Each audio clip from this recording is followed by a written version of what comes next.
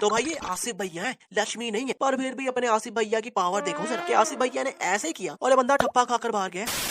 अच्छा भाई, वैसे लक्ष्मी का भूत आसिफ भैया के अंदर आ जाता है, वो तो सही है। पर भाई जब लक्ष्मी इस चिरकुट को ये बुके मारने लगती है तो ये तो रास्ते में ही टूट गया और नीचे वाला पीस तो वहीं का वहीं रह गया। इस सीन में इस रास्ते से गुजरने वाली आंटी को पता है कि इस जगह को नहीं देखना, पर ये घर एकदम इस जगह के साथ है। पर जब इस बंदी का दुपट्टा उड़ के उधर गिरता है तो भागी भागी जाती है अकेले ही दुपट्टा पकड़ने। नहीं मतलब इस लड़की की शक्ल देखकर क्या आपको लगता है कि क्या इसने कभी दुपट्टा लिया होगा? पर फिर भी इतनी ऊपर से दुपट्टा ऐसे लेने भागी है जैसे दुपट्टे के बिना इसका गुजारा ही नहीं है। और ये इतनी तेज हवा चल रही है कि दुपट्टा उड़ गया, पर पीछे कोई हवा शिवा नहीं चाह रही भाई, क्योंकि पीछे कोई प्लांट नहीं हिल रहे। यहाँ ये डोंगी बाबा ऐसे पानी फेंकता है तो साथ वाली दीवार पर मैं चुड़ैल हूँ लिखा जाता है। पर जब कैमरा उसी टाइम पीछे से दिखाता है तो इस बाबे के आजू बाजू तो कोई दीवार ही नहीं है भाई।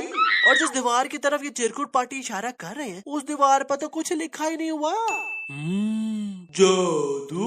No no no no no no no no, अभी नहीं, क्योंकि असल जादू तो ये है कि इस चिरकुट बाबे ने ऐसे पानी फेंका था तो वो इन चिरकुट लोगों पर नहीं गिरा जो बीच में खड़े हैं, बल्कि सीधा जाकर इतनी दूर इस दीवार पर गिर गया। वाह भाई। और फिर आसिफ भैया आकर इस बाबे की खोलने लगते हैं, आई मीन पोल खोलने लगते हैं, तो कहते हैं मैंने देखा वो चुड़ैल बाबा के अंदर आ गई, मैं साबित करके दिखाता हूँ। बाबा आपका लोटा कहाँ है? म्यूजिक।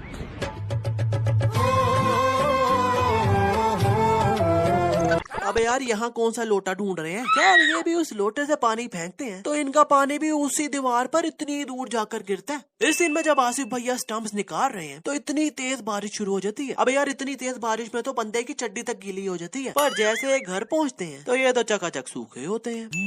दोबारा जादू।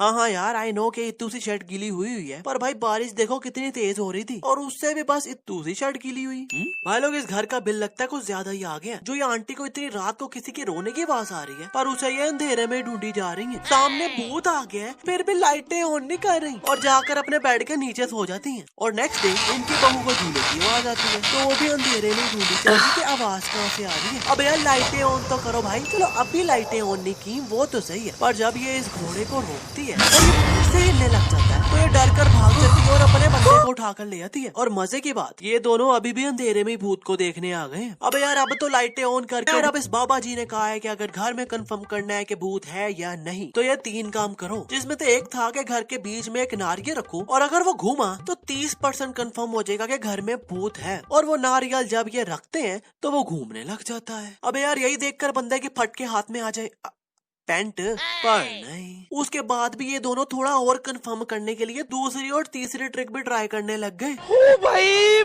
मारो मुझे, मारो मारो मुझे, मारो मारो।